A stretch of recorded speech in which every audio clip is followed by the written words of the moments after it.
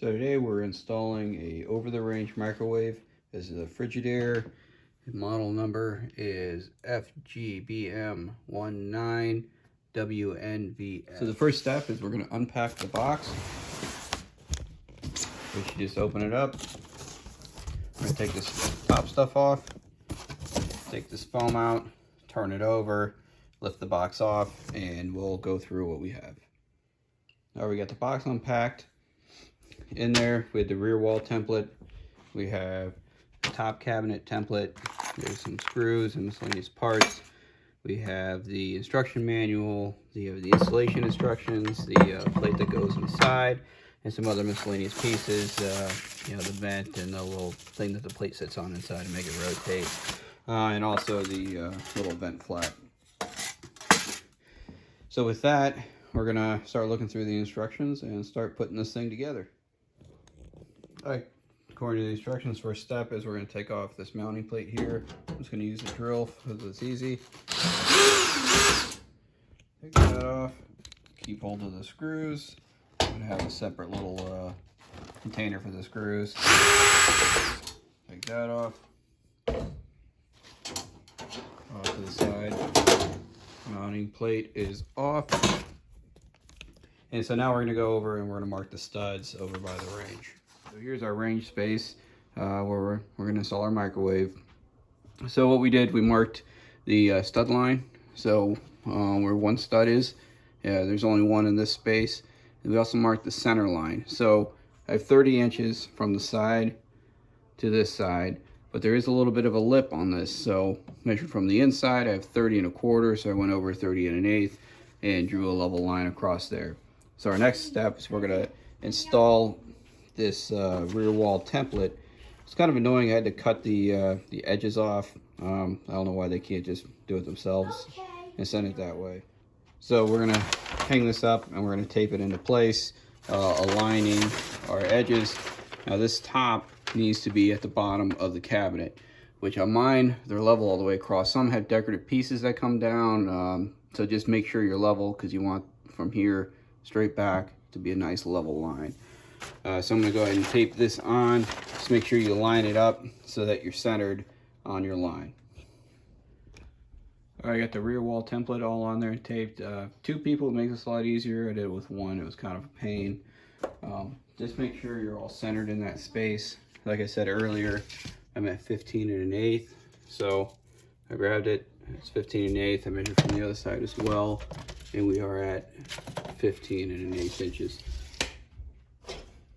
So with that bottom cut out, you draw a horizontal line around here, and then next thing we'll do is we'll drill the holes for the bolts. There's going to be a toggle bolt in B and an A, and then over here we're going to mark this hole for the wall stud. They want 1 wall stud, 2 toggle bolts.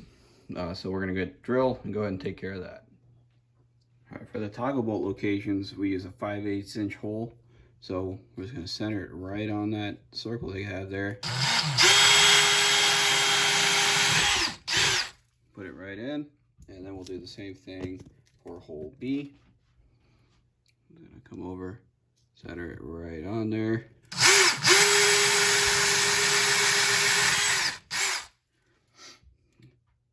And then for the wood stud, which is going to be this one right here, we're going to use a 3/8 inch hole. I got the holes all drilled, 5/8 at the A and B, and then a 3/8 hole at our stud line. Make sure you're paying attention. I wasn't, and I drilled right on the center line instead of the stud line, so extra hole.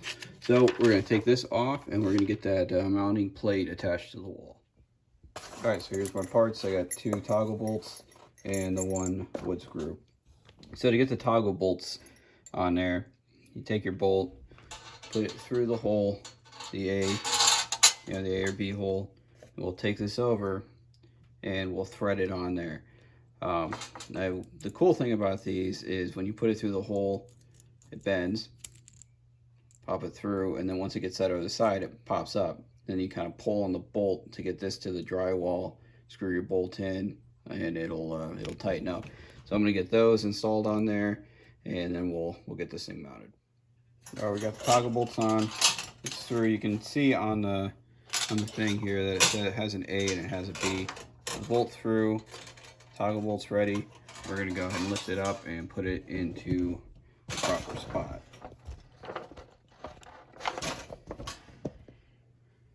So to do this, I'm gonna hold on to it with my thumb. Hold on to that bolt so that that's sticking out. And then we'll just come over to the hole here and we'll press it in. And if you give it a tug, you can feel that it came out, so that the toggle part on the other side flared out. So I can only pull it out so far now. So with a little bit of pressure on there, I'm gonna get the drill and we're gonna screw it on tight. All right, so I got the drill, so I'm just gonna come over. I'm gonna give it just a little bit of pressure, not a lot. Just kind of give it a little pull. And we're gonna slowly put that on there. I can feel it coming in. You give it a little bit of tug and get it tight. Now you don't want to overdo it. You don't want to break the toggle bolt, but I'm going to do that to the other side now, and we'll touch back. All right, so the mounting plate's in. I got the screws on both sides. Just make sure you're even across the bottom. I threw a level on mine to make sure I'm level. I also put in my wood screw, and kind of as luck would have it, mine landed right on the slot, so I just put it in there, kind of cranked it in a little bit, and you know, I'm not too worried about it because it also gets mounted to the top of the cabinet. So that's what we're going to move on to next. Now that our mounting plate is on, we can do the top part. So the first thing I'm going to do is tape that top template to the cabinet above. All right, we got the top template, cabinet template taped into place. It was kind of a pain. You had to cut around the edges again, and then cut off an extra 3/4 of an inch for my cabinet here so that I could get it up in there. So the next step is to drill the holes for the top screws. So we're gonna have one here, and one here, and one other one somewhere. Where's B? The template instructions say to drill a hole at A, B, and C, but we only have an A and a B. I checked the microwave itself and there is no center hole or anything like that. So we'll drill a 3/8 inch hole at this spot, and then we're gonna come over and drill a 2-inch hole with a hole saw over here. If you don't have a hole saw, you could trace it and use a jigsaw or something, or just go out and buy yourself a hole saw. It's a good tool to have.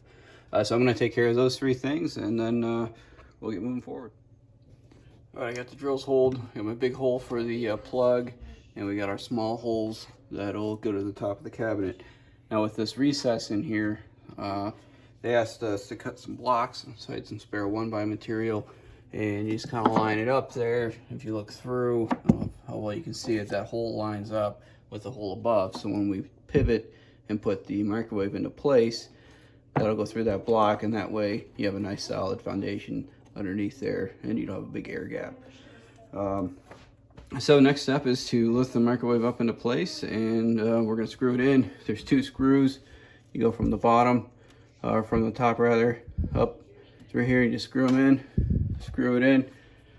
As you're doing that, you know, fish your plug up through there, and once those are in, it's plug it in and you're all done. All right, we got the microwave lifted up into place. So on the bottom here, you can see there's this channel and there's these little spacers. So we picked it up at an angle, we snapped those into place and kind of got them on there. And as we were tilting it up, we pulled the cord up through the hole, and we put our spacer blocks here and here. And then while it was held up, we finger tightened the screws, got them started, then I used a drill, put them the rest of the way in, and now it's nice and solid in there, and it looks pretty great. So all we really need to do is take our plug, bring it over here, and plug it in, and we'll go through the prompts here. So it wants us to set the time and whatnot, so we're gonna get all that going. But that's how you install the over the cabinet microwave. Ends up looking great. It's a Frigidaire, and I'll put the model in the comments. If you have any questions on how we did this, please feel free to put them in the comments. The same instructions work for pretty much every microwave these days. They're pretty easy.